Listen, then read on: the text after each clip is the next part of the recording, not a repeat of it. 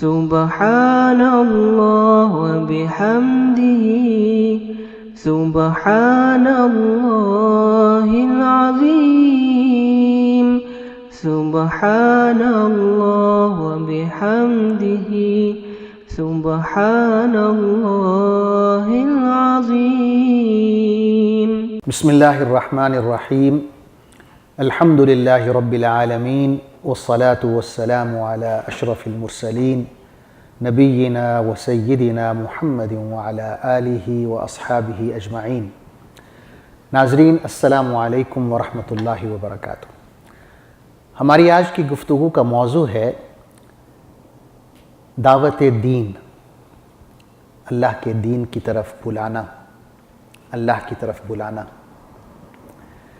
قرآن مجید میں اللہ تعالیٰ فرماتے ہیں وَمَنْ أَحْسَنُ قَوْلًا مِّمَّنْ دَعَا إِلَى اللَّهِ وَعَمِلَ صَالِحًا وَقَالَ إِنَّنِي مِنَ الْمُسْلِمِينَ، کہ اس شخص سے بہتر کس کی بات ہو سکتی ہے جو اللہ کی طرف بلاتا ہے اور نیک عمل کرتا ہے اور یوں کہتا ہے کہ میں مسلمانوں میں سے ہوں۔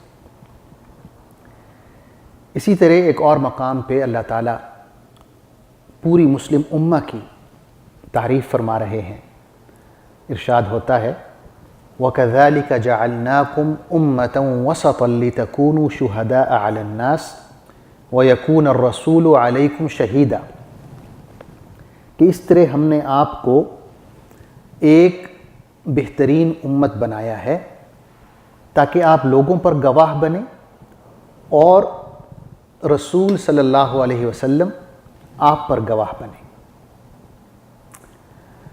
اس کے بعد اگر ایک حدیث کا ہم مطالعہ کریں جس میں ہم دیکھتے ہیں کہ حضور صلی اللہ علیہ وسلم نے اپنے خطبہ حجۃ الوداع سے فارغ ہو کر یوں ارشاد فرمایا فَلْيُبَلِّغْ الشَّاهِدْ مِنْكُمْ الْغَائِبَ، کہ وہ لوگ جو یہاں پر موجود ہیں ان پر لازم ہے کہ اس پیغام کو ان لوگوں تک پہنچا دیں جو یہاں پر موجود نہیں ہیں۔ تو یہ جو آیات میں نے تلاوت کی ہیں اور یہ جو فرمان نبوی ہے، اگر ان کو ہم ملا کر سمجھنے کی کوشش کریں تو جو بات سمجھ میں آتی ہے وہ یہ ہے کہ ہم میں سے ہر شخص ذمہ دار ہے، اور فرداً فرداً ہم میں سے ہر شخص کی یہ ذمہ داری بنتی ہے کہ دین کے پیغام کو آگے لے کر جایا جائے اور دوسرے لوگوں تک اسے پہنچایا جائے۔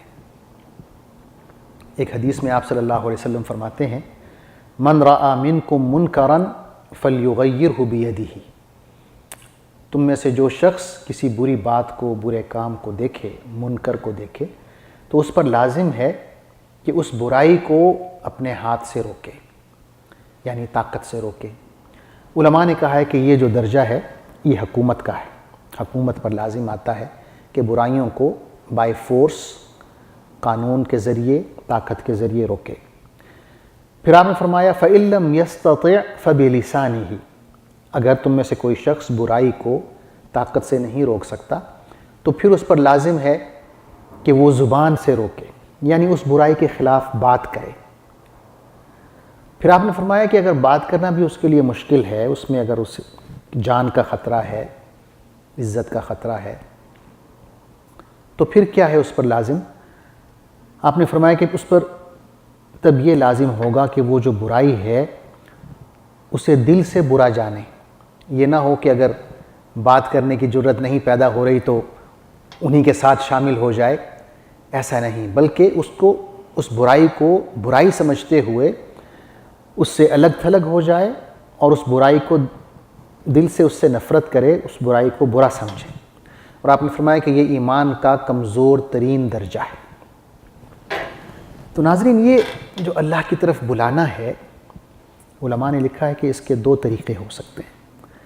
ایک تو یہی ہے کہ آپ جیسے ہمارا ٹریڈیشنل طریقہ ہے دعوت دین کا کہ ہم تقریریں کرتے ہیں، ہم تحریریں لکھتے ہیں، کتابیں لکھتے ہیں۔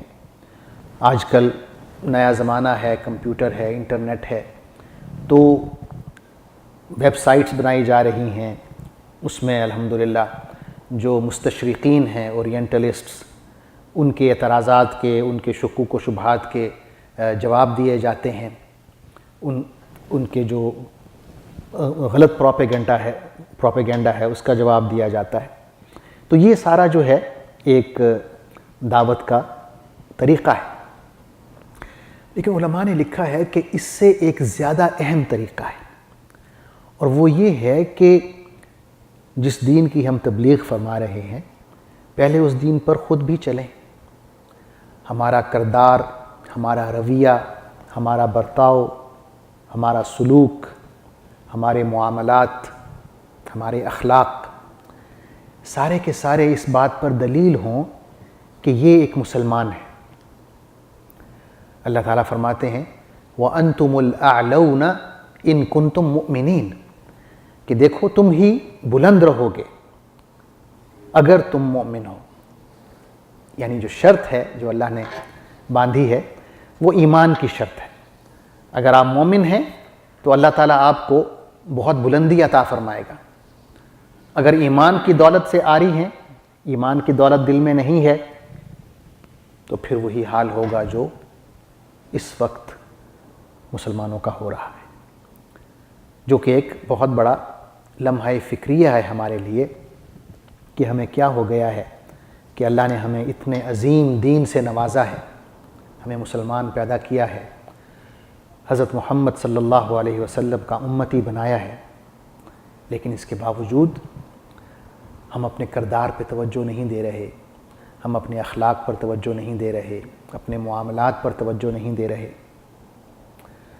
حضور اکرم صلی اللہ علیہ وسلم کی دعاؤں میں سے ایک بہت ہی خوبصورت دعا ہے، آپ نے صحابہ کرام کو وہ دعا سکھائی کہ جب آپ آئینہ دیکھیں، جب آپ شیشہ دیکھیں تو یہ دعا پڑھیں۔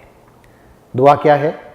اللہم کما حسنت خلقی فحسن خلقی، کہ اللہ جس طرح آپ نے مجھے باہر سے خوبصورت بنایا ہے، میری شکل و صورت خوبصورت بنائی ہے، اسی طرح مجھے اندر سے بھی خوبصورت بنا دیں، میرے اخلاق خوبصورت بنا دیں۔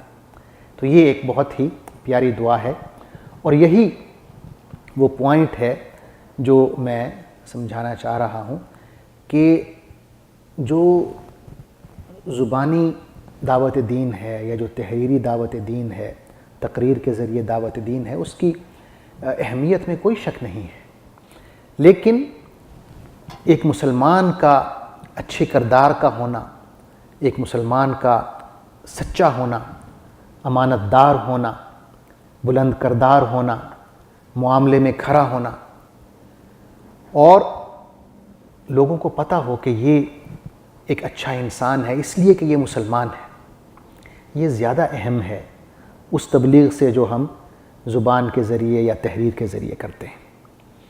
اللہ تعالیٰ سے دعا ہے کہ جس طرح اس نے ہماری شکل و صورتوں کو خوبصورت بنایا ہے، ہمارے اخلاق کو، ہمارے معاملات کو، ہمارے کردار کو بھی خوبصورت بنائے۔